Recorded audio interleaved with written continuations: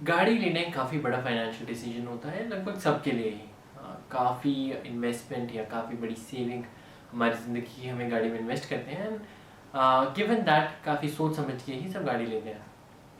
तो आज हम डिस्कस करेंगे कि जब आप अपनी नेक्स्ट गाड़ी ले रहे हैं या इवन फॉर दैट मैटर अगर आप अपने नेक्स्ट टू व्हीलर या बाइक ले रहे हैं, क्या आपको वो पेमेंट क्रेडिट कार्ड से करनी चाहिए, एंड अगर हाँ तो क्या फ़ायदे हैं इसके और क्या चीज़ें हैं जो आपको कंसिडरेशन में रखनी चाहिए। तो चलिए शुरू करते हैं फ़ायदों से। अब सबसे बड़ा फ़ायदा तो ये है कि अगर आप मान लीजिए कोई भी परचेज़ करते हैं क्रेडिट कार्ड से, तो आपको वो एक विंडो मिलती है जिसमें आपको वो पेमेंट क्रेडिट कार्ड को वापस करनी होती है। डिपेंडिंग ऑन योर बैंक वो 30 से 45 डेज़ हो सकती है। और सबसे बड़ा फ़ायदा तो यही है कि अगर आप क्रेडिट कार्ड से कोई भी गाड़ी खरीद रहे हैं या बाइक खरीद रहे हैं, तो आपको वो विंडो मिल जाती है जिसमें आप उस रकम पे इंटरेस्ट कमा सकते हैं simply by parking that money in an FD या फिर शॉर्ट टर्म इन्वेस्टमेंट प्लान जो होते हैं, जैसे शॉर्ट टर्म बॉन्ड्स या फिर शॉर्ट टर्म एफडी। इन किसी भी इंस्ट्रूमेंट्स के थ्रू अगर आप वो एक महीने के लिए पेमेंट इन्वेस्ट करते हैं तो आप काफ़ी हद तक उस पर इंटरेस्ट कमा सकते हैं। मान लीजिए सिंपली अगर आप एक 10 लाख की गाड़ी ले रहे हैं और आप उसको क्रेडिट कार्ड से पे करते हैं और कुछ नहीं, आप उसे एक ऐसे सेविंग्स अकाउंट में डाल देते हैं जहाँ पे 4% सेविंग्स इंटरेस्ट है, तो एक महीने में ही लगभग आप 2-3 हज़ार रुपये के आसपास उस पर इंटरेस्ट अक्रू कर सकते हैं। तो ये एसेंशली फ्री मनी है that is lying on the table, and this works very well in the favour of credit card अगर आप क्रेडिट कार्ड से पेमेंट कर रहे हैं इस परचेज के लिए। दूसरा सबसे बड़ा फ़ायदा ये है कि अगर आप क्रेडिट कार्ड से कोई भी पेमेंट करते हैं, अब depending on the credit card, आपको कुछ रिवॉर्ड पॉइंट्स बैंक ज़रूर देगा उस क्रेडिट कार्ड परचेज पे। और गिवन गाड़ी या टू व्हीलर काफ़ी बड़ा परचेज होता है, काफ़ी बड़ी अमाउंट इसमें जाती है, तो जो रिवॉर्ड पॉइंट्स आपको इस परचेज के थ्रू मिलेंगे वो भी काफ़ी ज़्यादा होंगे।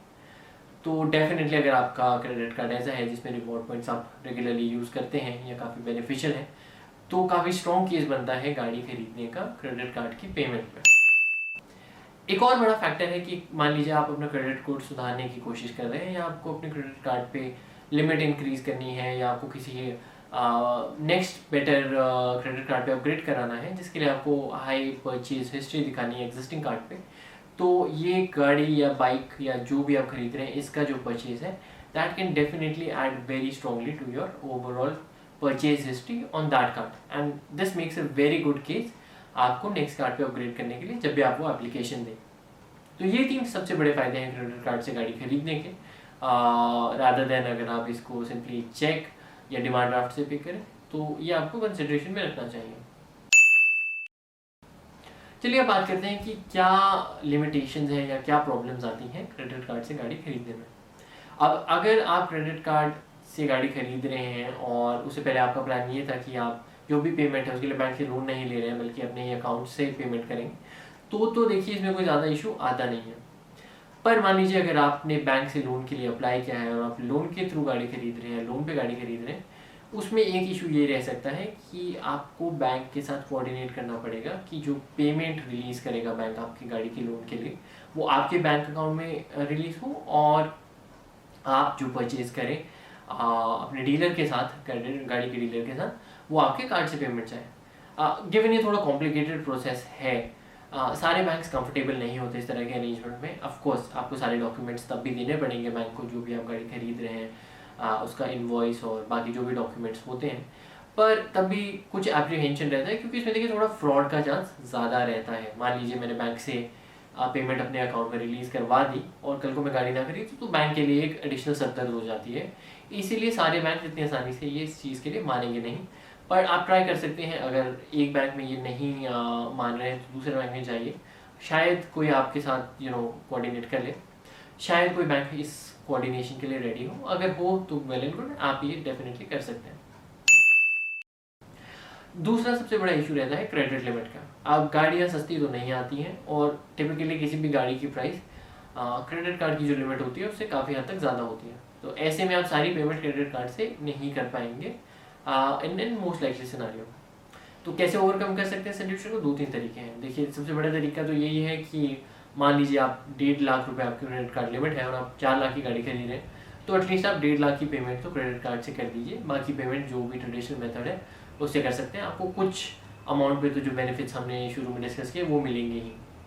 दूसरा तरीका ये है कि मान लीजिए अगर आपके डीलर के साथ रिलेशनशिप काफ़ी अच्छा है, आप जानते हैं उस डीलर को पर्सनली, तो आप इस तरह के एक अरेंजमेंट कर सकते हैं कि मान लीजिए आपकी जो गाड़ी की है वो आपके क्रेडिट कार्ड लिमिट से काफ़ी ज़्यादा महंगी है, तो आप मल्टीपल ट्रांचेस में वो पेमेंट क्रेडिट कार्ड से कर सकते हैं। तो मान लीजिए अगर आप 6 लाख की गाड़ी ले रहे हैं और आपकी क्रेडिट कार्ड की लिमिट 1.5 लाख है, तो आप 4 दिन तक 1.5 लाख की 4 पेमेंट्स कर सकते हैं। पर इस केस में आपको नुकसान ये रहता है कि आपको इमीडिएटली क्रेडिट कार्ड में वो पेमेंट वापस डिपॉजिट करानी पड़ती है ताकि आपकी लिमिट फिर से रिलीज़ हो सके। तो वो जो इंटरेस्ट वाली बात हमने शुरू में कही थी, वो फैक्टर काफ़ी हद तक ख़त्म हो जाता है, क्योंकि आपको उसी दिन वो पेमेंट क्रेडिट कार्ड में डालनी पड़ती है ताकि आपकी लिमिट फिर से ज़ीरो पर रीसेट हो जाए और आप नेक्स्ट ट्रांच ऑफ जो पेमेंट है जो डीलर को दे रहे हैं वो दे सकें। ऑफकोर्स इसमें थोड़ा रिस्क ये है कि डीलर के साथ आपकी जान पहचान होनी चाहिए ताकि कोई फ्रॉड का खतरा ना रहे, और जो भी आप पेमेंट करें उसकी डेफिनेटली एक रिसीट देते रहें। तीसरा सबसे बड़ा जो इशू आता है वो ये है कि डीलर्स आसानी से क्रेडिट कार्ड में पेमेंट लेने में मानते नहीं हैं। वो इसलिए क्योंकि कोई भी पेमेंट अगर आप क्रेडिट कार्ड से करें तो उसमें 1 से 2% लगभग जो फ़ी होती है वो क्रेडिट कार्ड कंपनी मर्चेंट से लेती है एज अ प्रोसेसिंग फ़ी। तो इशू ये रहता है कि जब आप लाखों में ये परचेज़ कर रहे हैं तो ये प्रोसेसिंग फ़ी भी काफ़ी ज़्यादा हो जाती है और डीलर्स को इशू हो जाता है क्योंकि वो उनके आउट ऑफ पॉकेट जाता है एक्सपेंस, तो इतनी आसानी से मानते नहीं हैं। ऑफ कोर्स आप इस केस में डीलर्स को कन्विंस कर सकते हैं क्योंकि इंडियन लॉ के अकॉर्डिंग ये ओवर पेमेंट जो मांगते हैं, तो मान लीजिए मैंने कई केसेस में देखा है कि आप बोलेंगे कि क्रेडिट कार्ड से पे करें तो डीलर बोलेगा कि इसके ऊपर हम 2% एक्स्ट्रा चार्ज करेंगे। वो इलीगल है और आप इस पर फाइट कर सकते हैं अगर आप चाहें तो डीलर के साथ, शायद वो माने शायद ना माने, पर एक स्ट्रॉन्ग केस है तभी बिल्ड कर सकते हैं।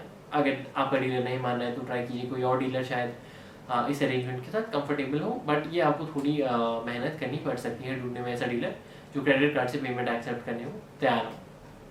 तो ये कुछ चीज़ें हैं जो आपको ध्यान में रखनी चाहिए अगर आप क्रेडिट कार्ड से गाड़ी लेने का प्लान कर रहे हैं। डेफिनेटली किया जा सकता है, ये मैंने भी किया है इन द पास्ट और बेनिफिट्स भी मुझे मिले हैं। तो आई वुड स्ट्रॉन्गली रिकमेंड कि अगर आप ऐसा कुछ सोच रहे हैं और कर सकते हैं तो आपको डेफिनेटली करना चाहिए। आशा करता हूँ आज की वीडियो आपको काफ़ी फ़ायदेमंद लगी हो and you found the content to be useful. अगर इसी तरह के और आप कंटेंट देखना चाहते हैं तो इस चैनल पे सब्सक्राइब कीजिए। Thank you so much for watching.